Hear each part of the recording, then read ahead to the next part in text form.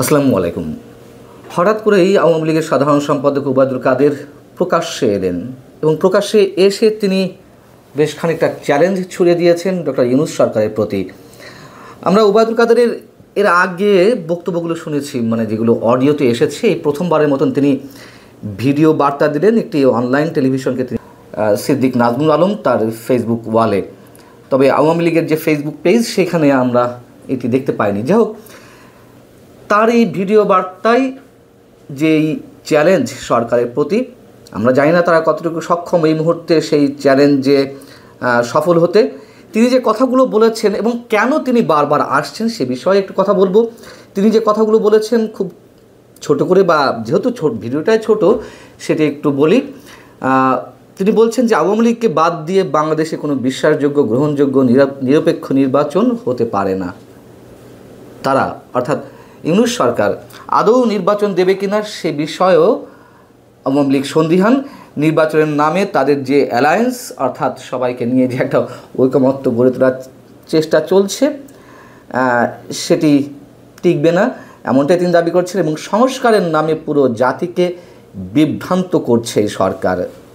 বিচারের নামে যা চলছে, ক্যাঙ্গারু কোর্ট বসিয়ে রীতিমতো প্রহসন করা হচ্ছে, এই ধারা আমরা গুড়িয়ে দেব। আওয়ামী লীগের পক্ষ থেকে তিনি বলছেন যে এই ধারা গুড়িয়ে দেওয়া হবে, এর বিরুদ্ধে আওয়ামী লীগ প্রতিরোধ গড়ে তুলবে। এবং তিনি দাবি করছেন যে আওয়ামী লীগের জনসমর্থন বাংলাদেশে 50%, নির্বাচন হতে পারে না এবং আওয়ামী লীগও সেই নির্বাচন হতে দেবে না, এরকম তিনি চ্যালেঞ্জ ছুড়ে দিয়েছেন। তবে যে কথাগুলো বলেছেন, যেটি বাস্তবতা শুনতে খারাপ লাগতে পারে, যে দেখতে ভালো না তার চলন বাঁকা, এই ধরনের কথা তো প্রবাদ আকারে আছেই। তবে কথাগুলো একেবারে নিশ্চয়ই অমূল কিছু নয় এবং সেটি বিএনপির পক্ষ থেকেও নানানভাবে প্রতিফলিত হচ্ছে তাদের বক্তব্যে। এখন প্রশ্ন হচ্ছে, কেন ওবায়দুল কাদের, বারবার কেন ওবায়দুল কাদের? বেশ কয়েকটি অডিও বার্তা এর মধ্যে আমরা পেয়েছি, এই প্রথম তার ভিডিও বার্তা বা ভিডিও সাক্ষাৎকার। আওয়ামী লীগ সংগঠিত হচ্ছে, এটি নানানভাবে শোনা যাচ্ছে। তারা মাঝে মাঝে বিশাল বিশাল আওয়াজ দিচ্ছে, এটা করবে সেটা করবে, কিন্তু বাস্তবে যদিও তেমন কিছু দেখা যাচ্ছে না, তবে সংগঠিত তারা হচ্ছে, এটা বাস্তবতা। এবং তিনি নির্বাচনকে কেন্দ্র করে যে চ্যালেঞ্জগুলো ছুঁড়ে মারলেন, অনেকের মনেই প্রশ্ন উঠতে পারে যে সেটা কি আর সম্ভব এই মুহূর্তে? হতেই পারে, সেই প্রশ্নগুলো খুবই স্বাভাবিক। সবচেয়ে বড় কথা, তিনি দলীয় নেতাকর্মীদেরকে উজ্জীবিত করতেই সম্ভবত এই ভিডিও বার্তা দিয়েছেন। যে প্রশ্নটি বারবার করতে গিয়েও করা হচ্ছে না, তা হচ্ছে কেন বারবার ওবায়দুল কাদের? ওবায়দুল কাদেরের নিজের একটি গ্রুপ ছিল আওয়ামী লীগের মধ্যে, এটা আমরা জানি, তার ভক্ত অনুসারী থাকতে পারে, কিন্তু আওয়ামী লীগের তৃণমূলের নেতাকর্মীদের অধিকাংশই তো তার উপরে ত্যক্ত, বিরক্ত, যার প্রতিফলন আমরা দেখেছিলাম 5 আগস্ট আওয়ামী সরকার পতনের দুদিন আগে, যখন সাবেক ছাত্রলীগের নেতাকর্মীদের ডেকে একটি বৈঠক করার চেষ্টা করছিলেন কিভাবে সেই কোটা বিরোধী আন্দোলন বা বৈষম্য বিরোধী আন্দোলনকে প্রতিরোধ করা যায়। সেখানেই তিনি ভুয়া ভুয়া চিৎকারে জর্জরিত হয়ে পড়েছিলেন। একটা পর্যায়ে তিনি সেই বৈঠক থেকে চলে যেতে বাধ্য হন, বৈঠকটি আর শেষমেশ হতে পারেনি। এবং আওয়ামী লীগের নেতাকর্মীরাই দায়ী করেন ওবায়দুল কাদেরকে। আওয়ামী লীগের এই পতনের জন্য সিংহভাগ দায়ী বা অধিকাংশ ভাগই দায়ী তিনি। আওয়ামী লীগকে সংগঠিত করতে পারেননি। তিনি যে একাধিকবার সাধারণ সম্পাদক হিসেবে দায়িত্ব পালন করেছেন। এবং এ কথা আমরা জানি যে শোনা যাচ্ছিল, খুব জোরে সোরে শোনা যাচ্ছিল যে আওয়ামী লীগ নতুন নেতৃত্ব মানুষের সামনে নিয়ে আসবে বা তাদের নেতাকর্মীদের সামনে নিয়ে আসবে দলটির। কিন্তু কেন আর কাউকে পাওয়া যাচ্ছে না? আমরা দেখলাম যে 5 আগস্টের পরে জাহাঙ্গীর কবির নানক কয়েকটি অডিও বার্তা দিলেন, ভিডিও বার্তা দিলেন। আবার এর বাইরে কেউ কেউ অডিও বার্তা দেওয়ার চেষ্টা করছিলেন। এখন যদিও অনেকে বিভিন্ন ধরনের টকশোতে অংশ নিচ্ছেন, টকশো বলতে দেশের বাইরে যারা থাকেন বাংলাদেশের, তারা নানান ধরনের টকশো করছেন, সেই জায়গাগুলোতে আওয়ামী লীগ নেতাদেরকে দেখা যায়। কিন্তু শীর্ষ নেতাদের মধ্যে জাহাঙ্গীর কবির নানকের পর আর হাসান মাহমুদের মতন 2-1 ছাড়া আর কাউকে দেখা যায়নি। ওবায়দুল কাদেরই কি শেখ হাসিনার শেষ ভরসা? নতুন যে মুখগুলো সামনে আনার কথা ছিল তারা কেউ রাজি হচ্ছেন না আসতে এই মুহূর্তে হাল ধরতে, নাকি শেখ হাসিনা অন্য কারো প্রতি আস্থা রাখতে পারছেন না? দুটি প্রশ্নই গুরুত্বপূর্ণ। আওয়ামী লীগের নেতাকর্মীরা তো এই কথা এখন উপলব্ধি করছেন, বা আগেও যারা বলেছেন, চাটুকারদের কারণেই আওয়ামী লীগের এই ভয়ঙ্কর পরিণতি। শেখ হাসিনার সঙ্গে তৃণমূলের আওয়ামী লীগ নেতাকর্মী কিংবা ত্যাগী নেতাকর্মীদের মাঝে বিশাল এক দেয়াল সৃষ্টি করে রেখেছিলেন ওবায়দুল কাদেরদের মতন চাটুকার কিছু ব্যক্তি। সেই ঘুরে ফিরে যদি চাটুকাররাই আবার সামনের সারিতে আসেন বা নেতৃত্বের হাল ধরেন, নিঃসন্দেহে এটুকু বলা যায় অনেকেই হয়তো খুশি হতে পারেন, কিন্তু ত্যাগী যে নেতাকর্মীরা রয়েছেন তারা আর আওয়ামী লীগের সঙ্গে সেইভাবে মন প্রাণ দিয়ে সম্ভবত যেটুকু জানা যাচ্ছে আর যুক্ত হতে চাইবেন না। শেখ হাসিনার বিরুদ্ধে অভিযোগ আছে যে ওবায়দুল কাদের ছাত্রলীগ করে করে এ পর্যন্ত বা ধাপে ধাপে এ পর্যন্ত উঠে এসেছেন, কিন্তু শেখ হাসিনার আস্থাভাজন তারাই হতেন যারা তাকে তেল মারতে জানতেন কিংবা চাটুকারিতা বেশি করতেন। যদিও শেখ হাসিনাকে এককভাবে দায়ী আমরা করতে পারি না। বাংলাদেশের যে বুর্জোয়া রাজনীতি, সেই ধারার মাঝে কথিত ইসলামী দল বলি কিংবা বাম দল বলি, আর আওয়ামী লীগ বিএনপি তো আছেই, এই দলগুলোর শীর্ষে যারা বসে আছেন তারাও কি চাটুকারিতার বাইরে কাউকে পছন্দ করেন? প্রশ্নে ওঠে না।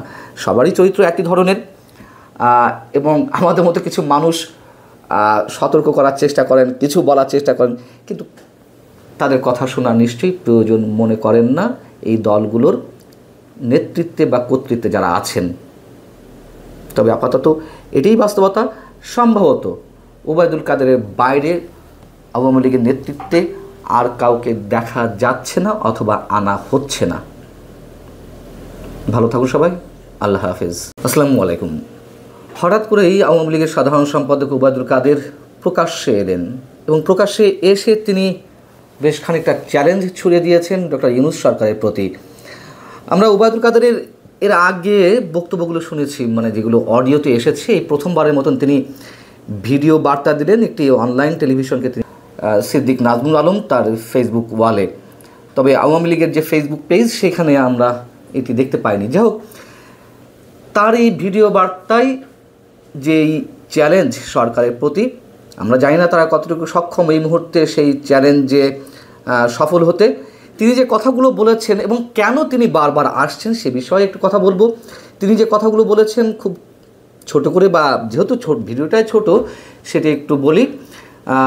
তিনি বলছেন যে আওয়ামী লীগকে বাদ দিয়ে বাংলাদেশে কোনো বিশ্বাসযোগ্য, গ্রহণযোগ্য, নিরপেক্ষ নির্বাচন হতে পারে না। তারা অর্থাৎ ইউনূস সরকার আদৌ নির্বাচন দেবে কিনা সে বিষয়েও আওয়ামী লীগ সন্দিহান। নির্বাচনের নামে তাদের যে অ্যালায়েন্স, অর্থাৎ সবাইকে নিয়ে যে একটা ঐকমত্য গড়ে তোলার চেষ্টা চলছে, সেটি টিকবে না এমনটাই তিনি দাবি করছেন। এবং সংস্কারের নামে পুরো জাতিকে বিভ্রান্ত করছে এই সরকার। বিচারের নামে যা চলছে, ক্যাঙ্গারু কোর্ট বসিয়ে রীতিমতো প্রহসন করা হচ্ছে, এই ধারা আমরা গুড়িয়ে দেব। আওয়ামী লীগের পক্ষ থেকে তিনি বলছেন যে এই ধারা গুড়িয়ে দেওয়া হবে, এর বিরুদ্ধে আওয়ামী লীগ প্রতিরোধ গড়ে তুলবে। এবং তিনি দাবি করছেন যে আওয়ামী লীগের জনসমর্থন বাংলাদেশে 50% নির্বাচন হতে পারে না এবং আওয়ামী লীগও সেই নির্বাচন হতে দেবে না, এরকম তিনি চ্যালেঞ্জ ছুড়ে দিয়েছেন। তবে যে কথাগুলো বলেছেন, যেটি বাস্তবতা শুনতে খারাপ লাগতে পারে, যে দেখতে ভালো না তার চলন বাঁকা, এই ধরনের কথা তো প্রবাদ আকারে আছেই। তবে কথাগুলো একেবারে নিশ্চয়ই অমূল কিছু নয় এবং সেটি বিএনপির পক্ষ থেকেও নানানভাবে প্রতিফলিত হচ্ছে তাদের বক্তব্যে। এখন প্রশ্ন হচ্ছে, কেন ওবায়দুল কাদের, বারবার কেন ওবায়দুল কাদের? বেশ কয়েকটি অডিও বার্তা এর মধ্যে আমরা পেয়েছি, এই প্রথম তার ভিডিও বার্তা বা ভিডিও সাক্ষাৎকার। আওয়ামী লীগ সংগঠিত হচ্ছে এটি নানানভাবে শোনা যাচ্ছে, তারা মাঝে মাঝে বিশাল বিশাল আওয়াজ দিচ্ছে, এটা করবে সেটা করবে, কিন্তু বাস্তবে যদিও তেমন কিছু দেখা যাচ্ছে না, তবে সংগঠিত তারা হচ্ছে, এটা বাস্তবতা। এবং তিনি নির্বাচনকে কেন্দ্র করে যে চ্যালেঞ্জগুলো ছুঁড়ে মারলেন, অনেকের মনেই প্রশ্ন উঠতে পারে যে সেটা কি আর সম্ভব এই মুহূর্তে? হতেই পারে, সেই প্রশ্নগুলো খুবই স্বাভাবিক। সবচেয়ে বড় কথা, তিনি দলীয় নেতাকর্মীদেরকে উজ্জীবিত করতেই সম্ভবত এই ভিডিও বার্তা দিয়েছেন। যে প্রশ্নটি বারবার করতে গিয়েও করা হচ্ছে না, তা হচ্ছে কেন বারবার ওবায়দুল কাদের? ওবায়দুল কাদেরের নিজের একটি গ্রুপ ছিল আওয়ামী লীগের মধ্যে, এটা আমরা জানি, তার ভক্ত অনুসারী থাকতে পারে, কিন্তু আওয়ামী লীগের তৃণমূলের নেতাকর্মীদের অধিকাংশই তো তার উপরে ত্যক্ত বিরক্ত, যার প্রতিফলন আমরা দেখেছিলাম 5 আগস্ট আওয়ামী সরকার পতনের দুদিন আগে, যখন সাবেক ছাত্রলীগের নেতাকর্মীদের ডেকে একটি বৈঠক করার চেষ্টা করছিলেন কিভাবে সেই কোটা বিরোধী আন্দোলন বা বৈষম্য বিরোধী আন্দোলনকে প্রতিরোধ করা যায়। সেখানেই তিনি ভুয়া চিৎকারে জর্জরিত হয়ে পড়েছিলেন। একটা পর্যায়ে তিনি সেই বৈঠক থেকে চলে যেতে বাধ্য হন। বৈঠকটি আর শেষমেশ হতে পারেনি এবং আওয়ামী লীগের নেতাকর্মীরাই দায়ী করেন ওবায়দুল কাদেরকে। আওয়ামী লীগের এই পতনের জন্য সিংহভাগ দায়ী বা অধিকাংশ ভাগই দায়ী তিনি। আওয়ামী লীগকে সংগঠিত করতে পারেননি তিনি, যে একাধিকবার সাধারণ সম্পাদক হিসেবে দায়িত্ব পালন করেছেন। এবং এ কথা আমরা জানি যে শোনা যাচ্ছিল, খুব জোরে সোরে শোনা যাচ্ছিল যে আওয়ামী লীগ নতুন নেতৃত্ব মানুষের সামনে নিয়ে আসবে বা তাদের নেতাকর্মীদের সামনে নিয়ে আসবে দলটির।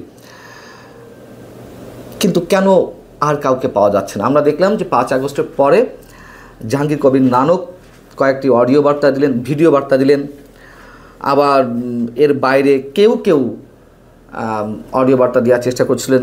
এখন যদিও অনেকে বিভিন্ন ধরনের টকশোতে অংশ নিচ্ছেন, টকশো বলতে দেশের বাইরে যারা থাকেন বাংলাদেশের, তারা নানান ধরনের টকশো করছেন, সেই জায়গাগুলোতে আওয়ামী লীগ নেতাদেরকে দেখা যায়। কিন্তু শীর্ষ নেতাদের মধ্যে জাহাঙ্গীর কবির নানকের পর আর হাসান মাহমুদের মতন 2-1 ছাড়া আর কাউকে দেখা যায়নি। ওবায়দুল কাদেরই কি শেখ হাসিনার শেষ ভরসা? নতুন যে মুখগুলো সামনে আনার কথা ছিল, তারা কেউ রাজি হচ্ছেন না আসতে এই মুহূর্তে হাল ধরতে, নাকি শেখ হাসিনা অন্য কারো প্রতি আস্থা রাখতে পারছেন না? দুটি প্রশ্নই গুরুত্বপূর্ণ। আওয়ামী লীগের নেতাকর্মীরা তো কথা এখন উপলব্ধি করছেন, বা আগেও যারা বলেছেন, চাটুকারদের কারণেই আওয়ামী লীগের এই ভয়ঙ্কর পরিণতি। শেখ হাসিনার সঙ্গে তৃণমূলের আওয়ামী লীগ নেতাকর্মী কিংবা ত্যাগী নেতাকর্মীদের মাঝে বিশাল এক দেয়াল সৃষ্টি করে রেখেছিলেন ওবায়দুল কাদেরদের মতন চাটুকার কিছু ব্যক্তি। সেই ঘুরে ফিরে যদি চাটুকাররাই আবার সামনের সারিতে আসেন বা নেতৃত্বের হাল ধরেন, নিঃসন্দেহে এটুকু বলা যায় অনেকেই হয়তো খুশি হতে পারেন, কিন্তু ত্যাগী যে নেতাকর্মীরা রয়েছেন তারা আর আওয়ামী লীগের সঙ্গে সেইভাবে মন প্রাণ দিয়ে সম্ভবত, যেটুকু জানা যাচ্ছে, আর যুক্ত হতে চাইবেন না। শেখ হাসিনার বিরুদ্ধে অভিযোগ আছে যে ওবায়দুল কাদের ছাত্রলীগ করে এ পর্যন্ত বা ধাপে ধাপে এ পর্যন্ত উঠে এসেছেন, কিন্তু শেখ হাসিনার আস্থাভাজন তারাই হতেন যারা তাকে তেল মারতে জানতেন কিংবা চাটুকারিতা বেশি করতেন। যদিও শেখ হাসিনাকে এককভাবে দায়ী আমরা করতে পারি না। বাংলাদেশের যে বুর্জোয়া রাজনীতি, সেই ধারার মাঝে কথিত ইসলামী দল বলি কিংবা বাম দল বলি, আর আওয়ামী লীগ বিএনপি তো আছেই, এই দলগুলোর শীর্ষে যারা বসে আছেন তারাও কি চাটুকারিতার বাইরে কাউকে পছন্দ করেন? প্রশ্নে ওঠে না। সবারই চরিত্র একই ধরনের, এবং আমাদের মতো কিছু মানুষ সতর্ক করার চেষ্টা করেন, কিছু বলার চেষ্টা করেন, কিন্তু তাদের কথা শোনা নিশ্চয়ই প্রয়োজন মনে করেন না এই দলগুলোর নেতৃত্বে বা কর্তৃত্বে যারা আছেন। তবে আপাতত এটাই বাস্তবতা, সম্ভবত ওবায়দুল কাদেরের বাইরে আওয়ামী লীগের নেতৃত্বে আর কাউকে দেখা যাচ্ছে না অথবা আনা হচ্ছে না। ভালো থাকুন সবাই, আল্লাহ হাফেজ।